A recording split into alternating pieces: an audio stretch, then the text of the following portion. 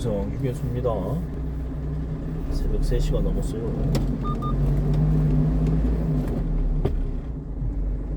와, 깜깜하네.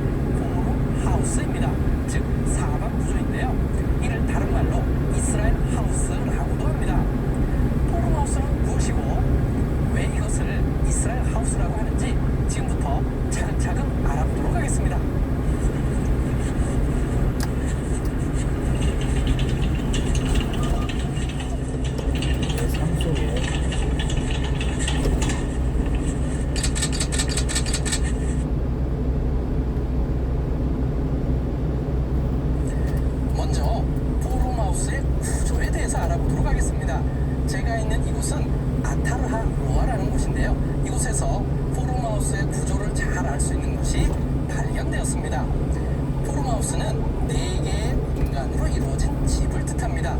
가장 큰 특징은 두 줄의 기둥을 세워서 공간을 구분하는데요. 주로 기둥을 세우지만 한쪽이 벽으로 이루어진 경우도 있습니다. 이렇게 두 줄의 기둥으로 나눠진 가운데 공간을 앞마당으로 사용했는데요. 이곳은 주로 지붕이 없었습니다. 이곳에서 종종 화구가 발견되었는데요. 어떤 경우는 이 화구가 마당 옆 공간에 있기도 합니다. 그 경우에는 그곳이 부엌으로 사용되었고, 그리고 식료품 저장 공간으로 사용된 것이죠. 그 맞은편이 가축을 위한 공간이면서 또 다른 저장 공간이 되는 것입니다. 이렇게 3개의 공간이 있으면서 이것과 직각을 이루는 가장 안쪽에 또 하나의 공간이 있는데요. 이곳이 곧 침실입니다. 이렇게 침실까지 포함해서 4개의 공간 혹은 4개의 방으로 이루어진 구조를 포럼하우스라고 합니다. 물론 여기에 몇 가지 변형이 있습니다. 2층으로 만들기도 했습니다. 이때 침실 부분만 2층으로 하기도 했고, 혹은 전체를 2층으로 하기도 했습니다. 있는 저장 공간 속에 담을 쌓아 구분하기도 했습니다. 더 나아가 이 기본적인 구조를 확대해서 공공 건물을 만들기도 했습니다. 요약하면 포름하우스는 4개의 공간으로 구분된 집을 가리키는 고고학 용어입니다. 그럼 이 포름하우스를 왜 이스라엘 하우스라고 할까요? 4가지 이유로 요약할 수 있습니다. 첫 번째는 이와 같은 구조는